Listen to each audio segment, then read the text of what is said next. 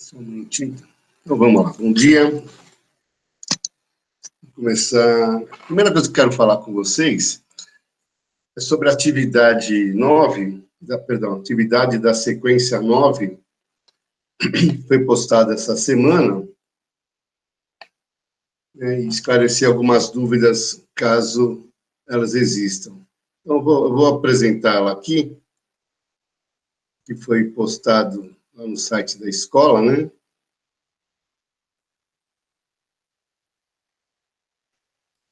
E esse bimestre a gente vai falar muito desses problemas sociais que acontecem em vários países, tá?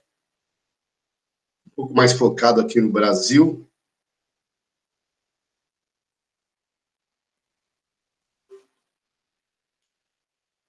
Tá todo mundo vendo esse arquivo em Word aí? Sim. Tá, né? Então tá aqui. O tema é Países Subdesenvolvidos e seus problemas sociais. Aqui tem um pequeno texto falando de alguns desses problemas, né, e da exclusão social, dessas desigualdades sociais que existem nesses países subdesenvolvidos. E aqui eu falo de alguns, destaco algumas consequências desse subdesenvolvimento, alguns grandes problemas, né, que é a distribuição de renda, os baixos índices de escolaridade, problemas de moradia, problemas com a fome e a desnutrição, problemas na saúde. Listei aí 5 problemas. Aí eu falo o seguinte, ó, o texto acima descreve 5 problemas sociais comuns em locais onde há grande desigualdade e exclusão social. Escolha um problema, quero que você escolha um desses, e descreva, na sua opinião, o que pode ser feito para solucionar esse problema. Eu quero a sua opinião. Se você fosse um deputado federal, né, que é que você, se você tivesse o poder de resolver algum desses problemas aí, o que é que você iria sugerir para solucionar esse tipo de problema? Um texto que pode ser digitado ou manuscrito, com aproximadamente 10 linhas. Para entregar no dia 9 de novembro. Essa é a atividade aqui de vocês. Tudo bem? Alguns de vocês já até entregaram. Alguns de vocês já têm entregado essa atividade. Então, vamos lá. Hoje nós vamos falar sobre... Deixa eu abrir aqui. Sobre produção de alimentos no mundo, tá? E segurança alimentar. Vamos falar sobre interferência do clima nessas produções. Se tem mais alguém aqui.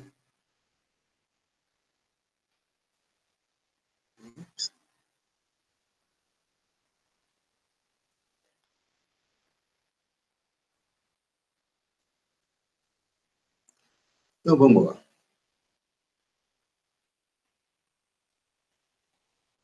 Queria falar para vocês dessa notícia aqui, ó.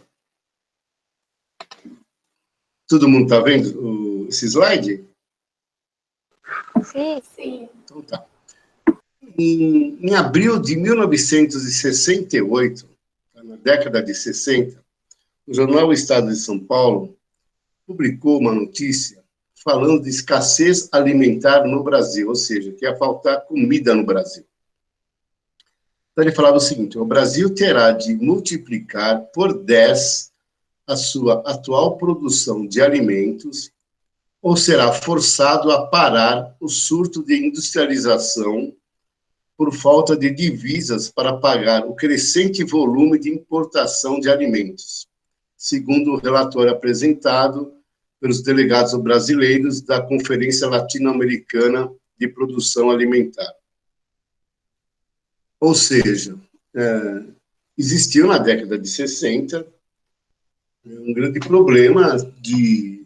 O Brasil importava muitos alimentos, nossa produção, independentemente do tamanho do país, não mudou, mas a nossa produção alimentar, principalmente a industrial, era muito escassa e tinha essa grande preocupação de faltar alimentos.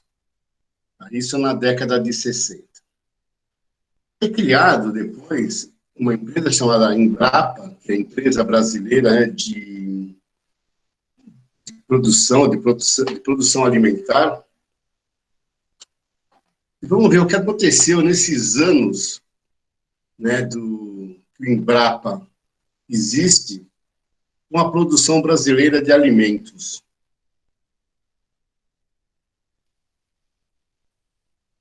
Vamos ver aqui o que aconteceu. Tem um filminho aqui de uns 4 minutos.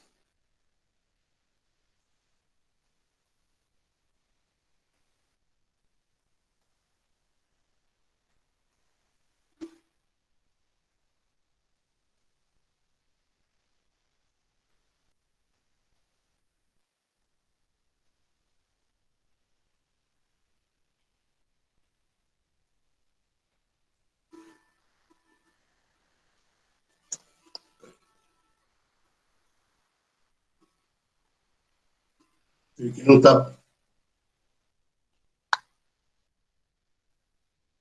Peraí, que não está passando para vocês isso daí ainda. Só um minutinho, pessoal.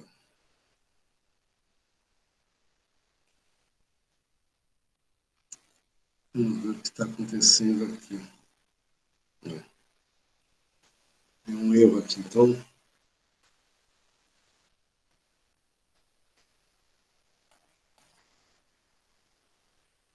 Vou tentar de novo aqui.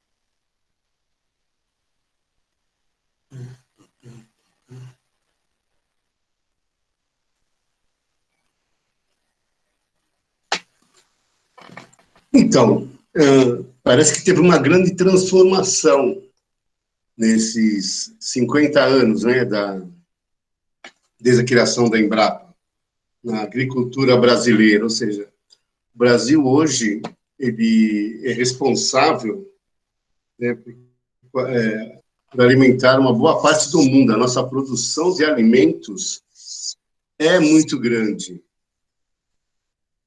Aliás, uma excelente sugestão de profissão para o futuro é a engenharia, agronomia, né? Quem se envolver com agronomia, porque o ser humano precisar comer, ele vai precisar comer a vida inteira. E produzir alimentos é o grande desafio da geração de vocês, inclusive, né? Como que eu vou produzir mais alimentos num menor espaço? Porque eu não consigo ficar aumentando a minha extensão de terra. Tenho que ocupar os espaços que eu já ocupo hoje. E esse foi o grande salto da nossa agricultura.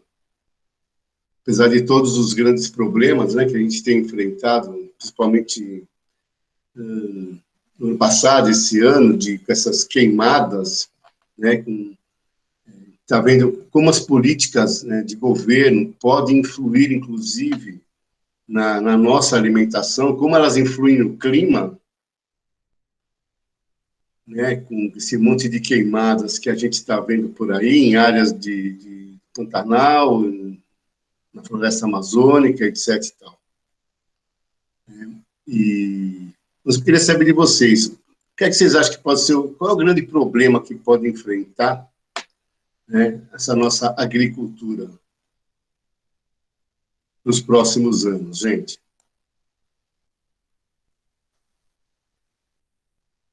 Um de cada vez, por favor. Fala, dona Kelly.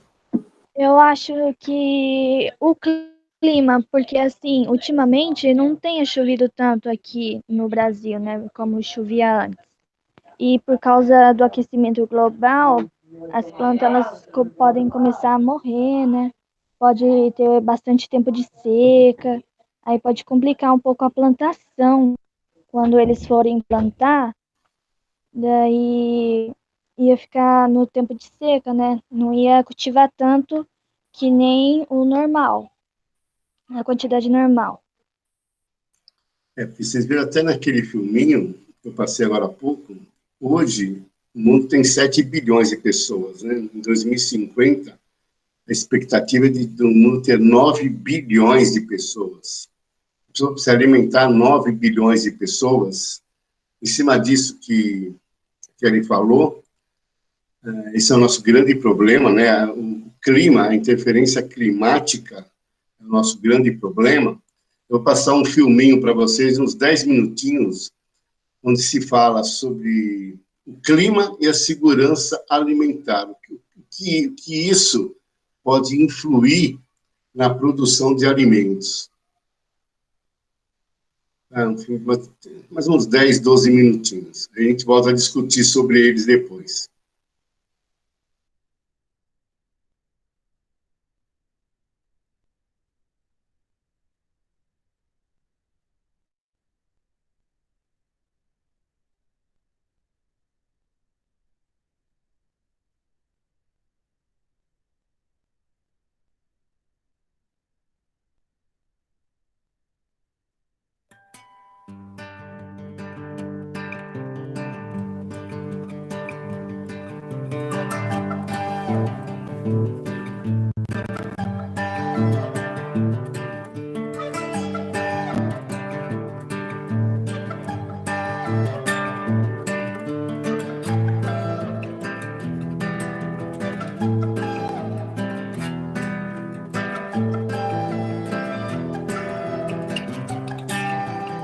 Com terras férteis, fartura de água doce e clima tropical, o Brasil tem papel fundamental na produção de alimentos.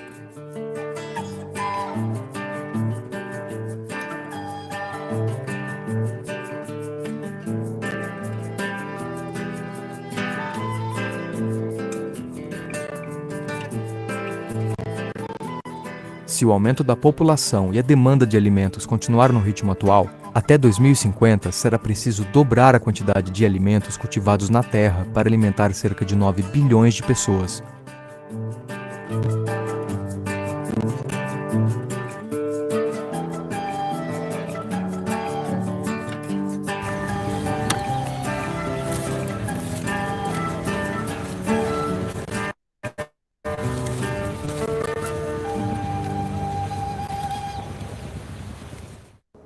O Brasil é visto pelo mundo como um dos países com maior potencial de fornecer segurança alimentar. É um país que tem um clima adequado à agricultura, ainda tem muita terra, tem água.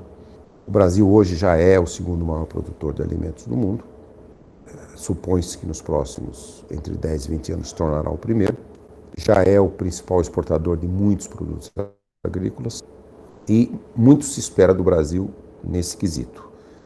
Não é só segurança alimentar para os brasileiros, é segurança alimentar para o mundo. Existe uma demanda de alimentos em escala global que deve ser respondida e será respondida por poucos países.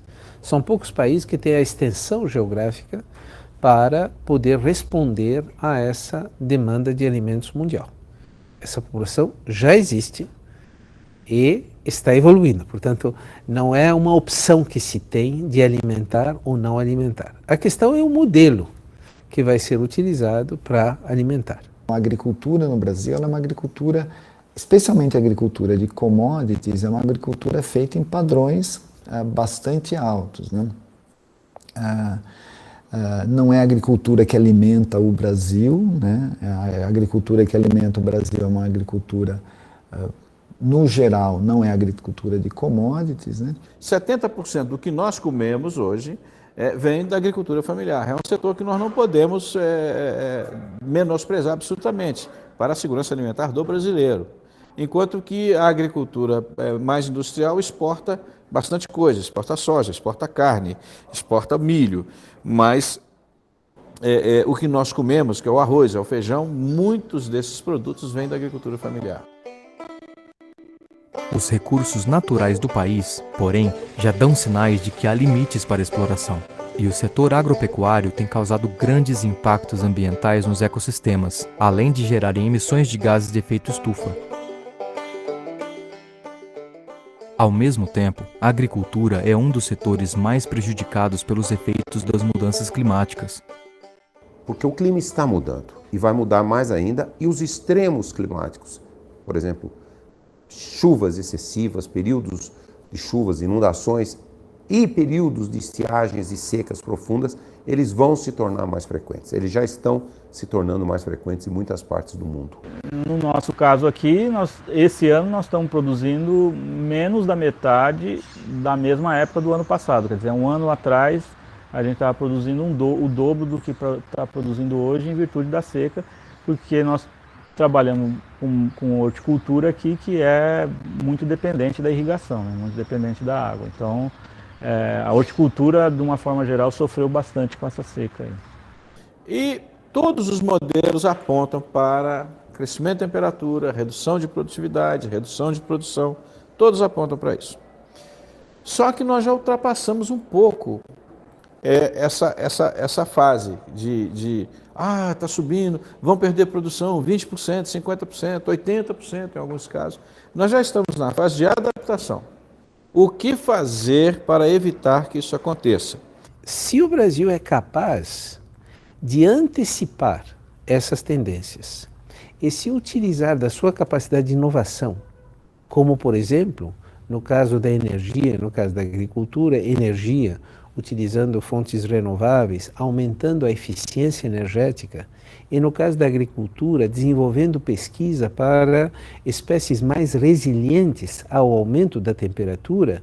Então, por exemplo, no caso mais, talvez com melhores exemplos, é o caso da segurança alimentar, o trabalho da Embrapa, que eles já estão desenvolvendo variedades de sementes, como feijão e outras, que podem se adaptar a climas mais secos e climas más quentes. Eso ya es una alta tecnología que permite poder garantir alimento para a população. No Brasil tem estudos muito bons sobre o café, né? Tem estudos já sobre o milho que nós fazemos, sobre soja, sobre sorgo, enfim. São as principais culturas do Brasil, cana-de-açúcar, né? Temos culturas perenes, como a canaia já é um pouco mais complexo, mas nós temos vários estudos no Brasil, no nosso INCT, que nós fazemos esses estudos. Então, já começamos, por exemplo, oferecendo ao agricultor sistemas de produção mais equilibrados e mais adaptados ao aquecimento global, como é o caso das técnicas preconizadas na agricultura ABC.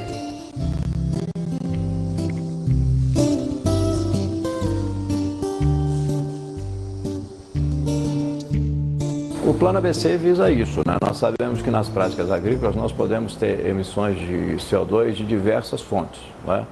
Desde a mecanização agrícola até mesmo do tipo de plantio que se faz, da cultura que se usa, da irrigação. Então esse Plano ABC visa você ter um aumento de produtividade, mas observando as emissões de carbono nas diversas fases da agricultura, desde o preparo do solo até a colheita, no sentido de minimizá-lo.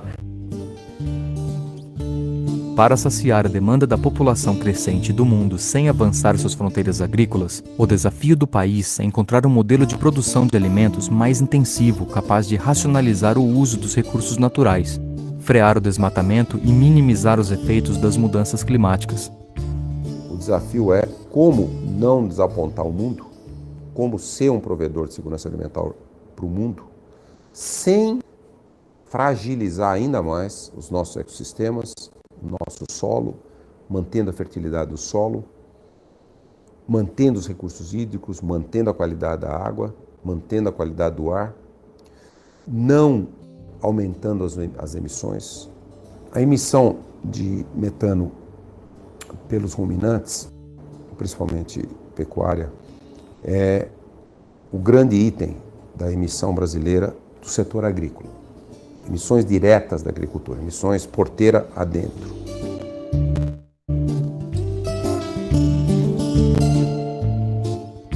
A agricultura de larga escala, ela realmente é um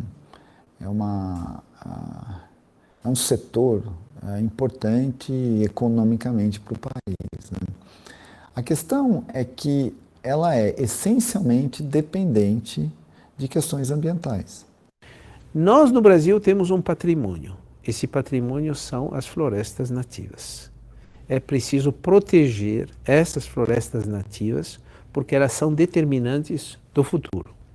E nós temos um estoque de áreas degradadas que, se a pesquisa for capaz de regenerar essas áreas e fazer com que elas produzem alimentos, nós estaremos assegurando que o extremo da nativa seja protegido. Então, o que a agricultura de larga escala tem que fazer? A primeira coisa que eles tinham que olhar, né, é quais os potenciais danos para o meio ambiente que uma atividade dessa natureza pode estar embutindo. E o que o setor, ao meu ver, não pode ver é um dualismo entre a produção agrícola e a conservação ambiental. Isso tem que ser algo que seja olhado de uma forma complementar.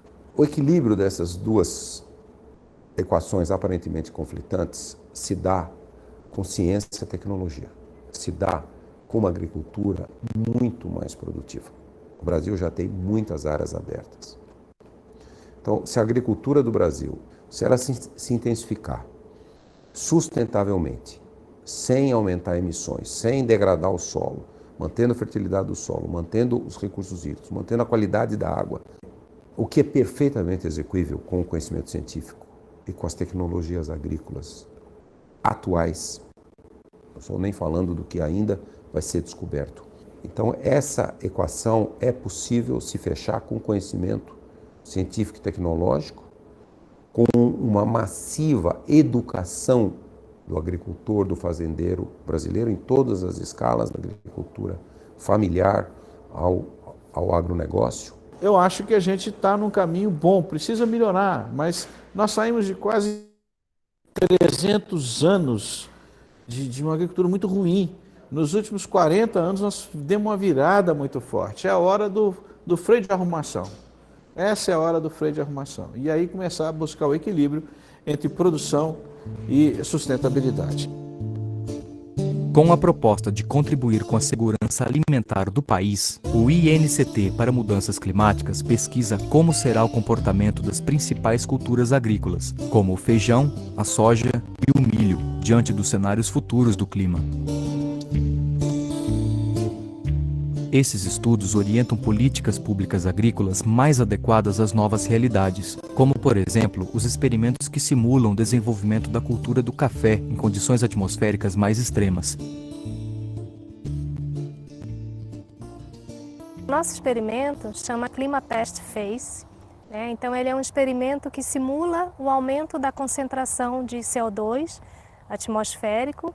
Baseado em quê? Baseado na projeção do IPCC para daqui a 50 anos, que essa concentração de CO2 só tende a aumentar, né? O que tem chamado a atenção, tem deixado a gente bastante preocupado, é essa... Primeiro, o CO2 não parou de crescer. Nós não estamos conseguindo parar de emitir gás de efeito estufa e dar uma parada nisso aí nos 400 partes por milhão. Continua crescendo e isso é perigoso. Então a gente tá conduzindo um experimento para verificar como é que vai ser o comportamento da planta de café, né, da cultura do café, daqui a 50 anos nesse ambiente modificado. Então a gente simula esse aumento do CO2 em condição natural, né, no campo, através de toda essa instrumentação que vocês estão vendo aqui, que faz a injeção do CO2 no ambiente. E aí vários pesquisadores, várias instituições parceiras que trabalham junto com a gente, cada um avalia um parâmetro, né?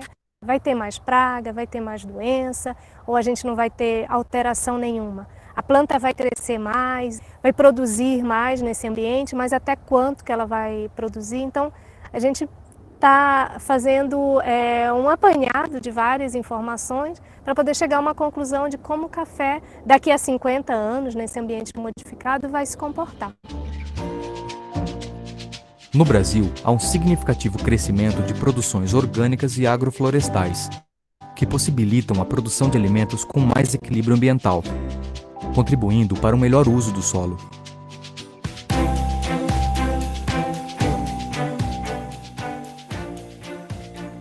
Podemos também citar que nós estamos tendo um crescimento muito alto da agricultura agroecológica.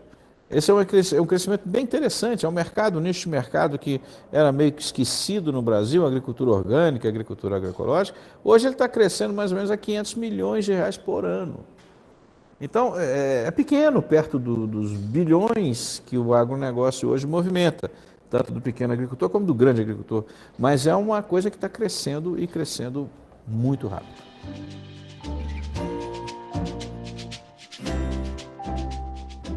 Nós cultivamos aqui uma agricultura integrada entre a parte de produção animal, que no caso são ovos orgânicos, e a parte de produção vegetal, que são mais de 65 variedades de verduras, frutas que nós produzimos aqui. A nossa proposta é fazer uma vida e uma produção em harmonia com a natureza, né? Nossas ações sejam harmônicas com a natureza. É um modelo de agricultura que a gente pode dizer que quanto mais a gente cultiva, mais o solo fica rico, né? É diferente do sistema convencional que quanto mais cultiva, vai empobrecendo o solo. E por isso também a nossa opção por estar produzindo produtos saudáveis que vai levar saúde para as pessoas, né? E que elas possam também, né, no mundo que é esse organismo que a gente vive aqui, as pessoas possam ter saúde, possam ter bons sentimentos e estarem espalhando isso para construir uma sociedade feliz. Então, se a agricultura trabalhar minimizando o uso de produto químico, ela está fazendo um serviço não só para a economia do próprio sistema, né, mas também presta um serviço para a sociedade e que se produz alimento para que a tal da segurança alimentar, que é um tema hipertransversal, né, ela possa ser entendida como algo de estratégia, né, de estratégia de cenário futuro, de estratégia de equilíbrio social e socioambiental, né. O conhecimento existe, o conhecimento está nas nossas mãos. Então, essa meta de segurança alimentar e agricultura sustentável, elas não são incompatíveis, elas são duas faces da mesma moeda do desenvolvimento sustentável.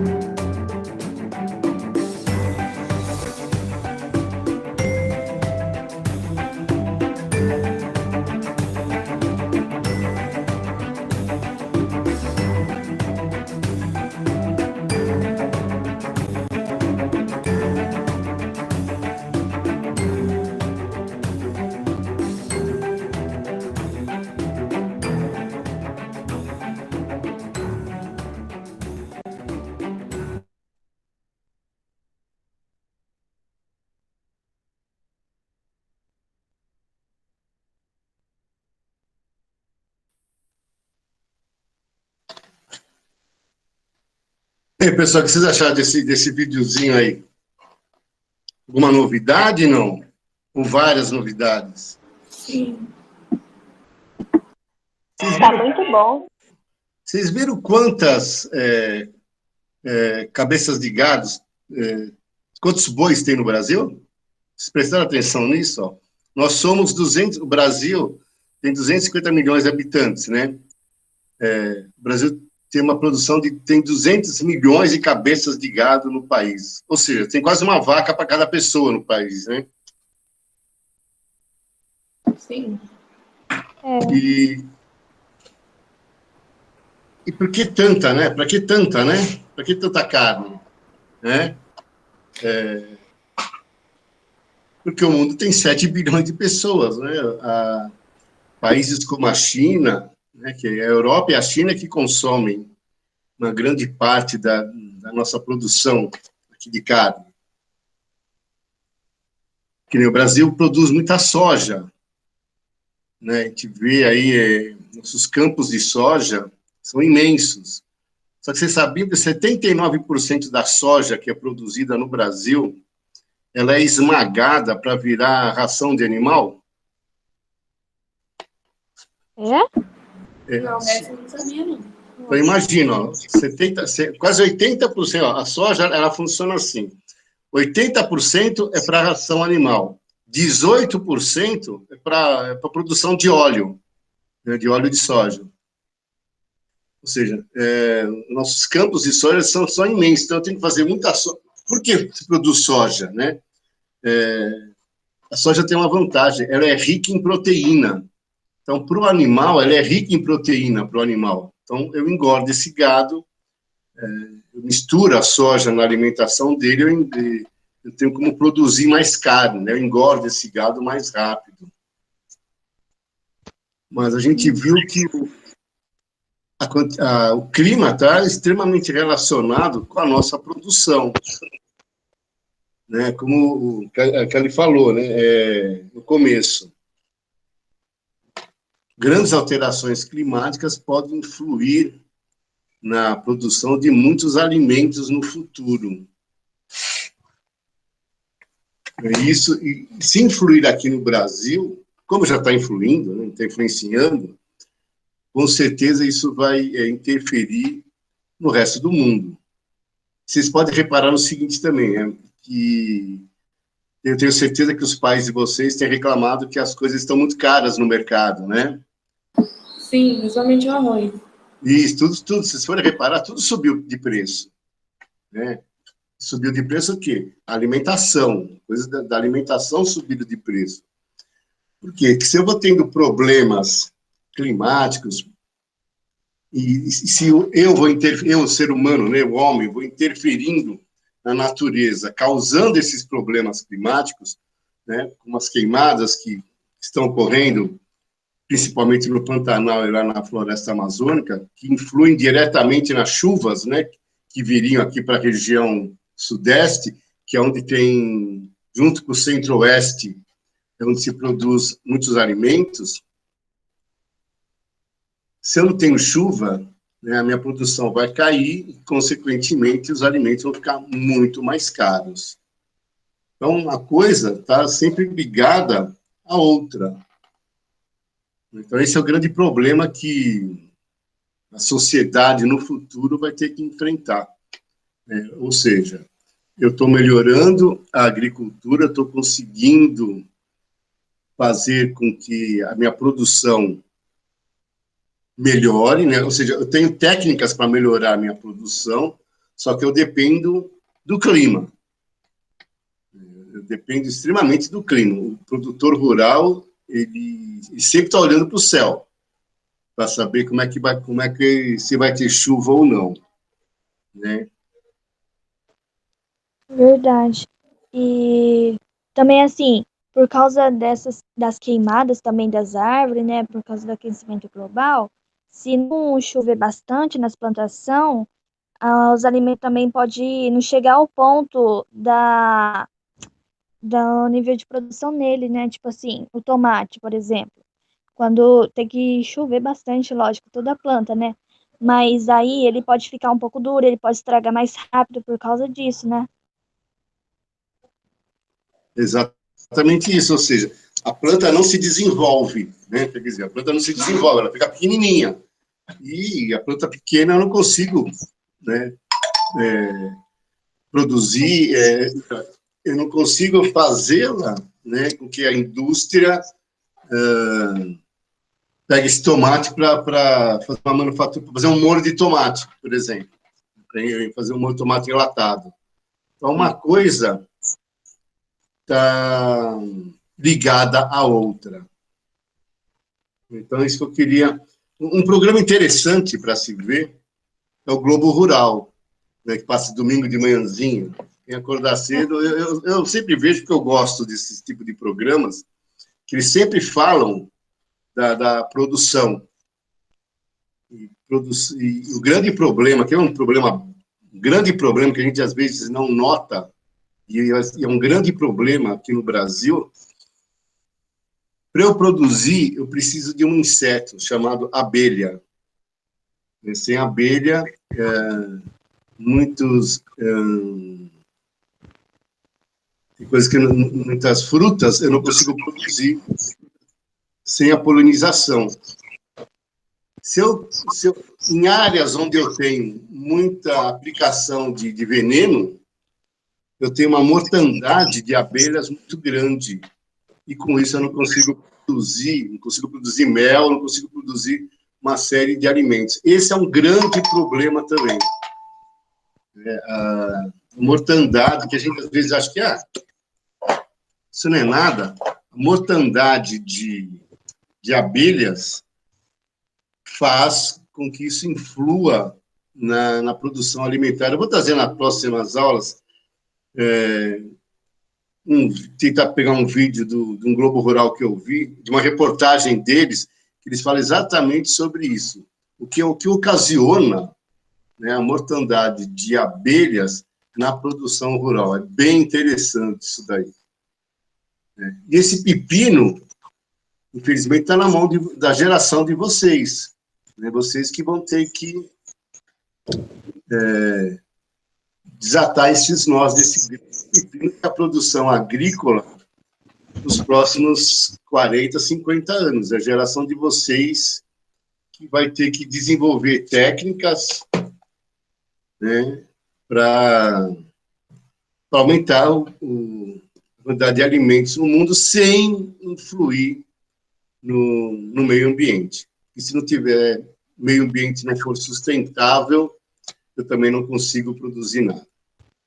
Professor, Oi. Um dia eu vi uma reportagem, se eu não me engano, acho que é no Globo Rural, que um fazendeiro, ele estava usando uma técnica para a plantação dele ficar mais produtiva. O que ele fazia? Ele pegava e regava as flores de noite, por causa que eu acho que elas absorviam a água melhor, e isso fazia com que a plantação ficasse mais forte. Então ele regava toda noite para elas ficarem mais produtivas, as plantações dele. Então isso ajudou bastante também na produção dele. Porque algumas coisas que a gente não percebe, a agricultura, ela consome muita água, gente. Milhões e milhões de litros d'água que a agricultura tem que consumir para poder produzir. Isso eu desconheço, tá? Eu não vi essa reportagem, então não sei qual a relação que tem eu pegar à noite, né? Será que o sol ele seca mais a água de dia? Você, por exemplo, então eu vou tirar aqui pelo meu jardim. Minha mulher tem o costume de regar as plantas aqui de casa sempre à noite. Por quê? Por que ela faz isso? E como a temperatura é mais baixa, a probabilidade dessa água evaporar mais rápido é bem menor. Né? Eu for regar agora para esse sol, a água que eu for aplicar no solo, ela vai evaporar mais rápido. Então, minha mulher, ela tem o costume de sempre regar as plantas no entardecer, né, à noite, porque a terra está mais fria, então a absorção da planta, ela entende que vai ser melhor. Então, de repente, tem a ver com essa reportagem que vocês viram aí. Eu particularmente, não vi essa reportagem. É isso aí que tá falando na reportagem, da absorção dela à noite, que é melhor, porque a terra tá mais úmida e evapora mais devagar. Falou lá. Mas faz tempo também que eu vi essa reportagem. Não lembro de quando, mas eu lembro que eu dei uma olhada lá. Não, tem esses programas que passam também de sábado, né? Aquele Terra da Gente, né, que passa às 14, às 2 horas da tarde. Tem essas reportagens sobre meio ambiente, gente, é muito interessante. Tem que pensar em fazer biologia, né, ser biólogo, ser agrônomo, ser engenheiro de alimentos. Né? Vejam essas reportagens aí para vocês se inteirarem de como é que funciona, né, a agricultura hoje, completamente diferente de 50 anos atrás. E se formos pensar, 50 anos não é muito tempo. Né? Eu tenho mais de 50 anos, então eu posso falar de cátedra, né? 50 anos passam rapidinho. E as transformações que a gente viu em 50 anos nessa indústria de alimentos é muito grande. É muito grande. Eu vejo as fotos de vocês, né? Vocês que têm, a média de vocês é 14 anos, né? Que vocês têm, mais ou menos? Isso. 13 a 14 anos. Desculpa, quantos anos você tem? Eu tenho 14. 14. 15, Guilherme, a Mirella também deve ter isso. Na minha geração, as meninas de 14 anos, vocês podem ver que os pais de vocês, os avós de vocês, principalmente, as meninas de 14 tinham um aspecto de crianças, a gente tinha corpo de criança. Sim. Hoje em dia, vocês têm corpo de mulheres já formadas. Por que isso? Isso vai muito também da quantidade de hormônios, inclusive, que tem nos alimentos que vocês consomem. Então, por exemplo, hoje, um frango, uma galinha, do dia que essa galinha nasceu até chegar no mercado, demora, em média, 40 dias. Ou seja, em 40 dias, é o período que um frango, né, se desenvolve para chegar no mercado. Como é que ele cresce tão rápido? Na natureza, eu só vou consumir um frango depois de 6 meses, 6, 7 meses. Essas galinhas caipiras que o pessoal fala, né? Ou seja, na natureza demora muito mais. Que a alimentação natural de galinha é insetos, é minhoca, etc. E tal. Então, que a ração que esses animais consomem tem tanto hormônio que fazem eles crescer rapidamente. E isso é evidente que interfere no crescimento de vocês. Vocês, meninos, que estão todos esses pirulões, né, vocês dão essas esticadas, né? Então, você tem hoje garotos de 13, 14 anos com 1,80 m de altura, 1,85 m de altura. Isso não tinha 50 anos atrás. E o que é que meninas com 11 anos que já começam a menstruar, né? Ou seja, coisa que acontecia só quando tinha seus 13, 14 anos, antigamente. Então, você começa, na alimentação, a modificar, inclusive, né, o corpo das pessoas, que você começa a desenvolver muito mais rápido. Isso é bom ou ruim? Eu vou ser bem sincero para vocês. Eu não sei, eu não tenho uma opinião para falar sobre isso. Eu acho que tem vantagens e desvantagens. Eu acho que a tendência realmente é essa, porque você tem muito mais gente no mundo, você tem que ter muito mais alimentos. Então, foi uma maneira de que encontraram de você ter mais alimentos, né? De você ter mais carne, inclusive. O que isso vai ocasionar nas pessoas, que a gente não sabe. A quantidade de problemas que essas pessoas, e aí fala da geração, todas as gerações, né, vão ter daqui a 50, 60 anos, o que vai causar, né, nas pessoas, que tipo de doenças vão ocasionar nas pessoas, a gente ainda não sabe. o que eu tenho reparado, por exemplo, vocês devem ter reparado nisso também, hoje os animais só comem ração. Os cachorros hoje, gatos, só comem ração, né? São pouquíssimas as pessoas que dão... Antigamente, os cachorros, quando eu era criança, o cachorro que tinha em casa, ele comia o resto de comida. Eu lembro perfeitamente, né, que minha mãe pegava as sobras dos pratos do mundo, colocava na tigela do cachorro e o cachorro comia. Hoje em dia, não, é tudo ração. Já repararam que tem muito cachorro hoje morrendo de câncer? Eu já perdi 3 cachorros por causa de câncer, só comendo ração.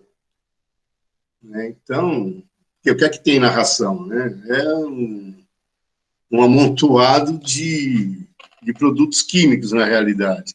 Um sabor de frango, sabor de arroz, sabor de cordeiro, sei lá. Mas é tudo uma coisa que a gente vai precisar... a geração de vocês vai precisar cada vez mais estudar isso a fundo para evitar também que esses alimentos interfiram na saúde das pessoas. Uma grande bola de neve isso daí. Certo, gente? Dúvidas, crianças? Certo? Não. Não, sem dúvida. Tudo bem, então? Deixa eu pegar aqui minha cliente. Vou parar de gravar e vou fazer a chamada de vocês rapidinho aqui.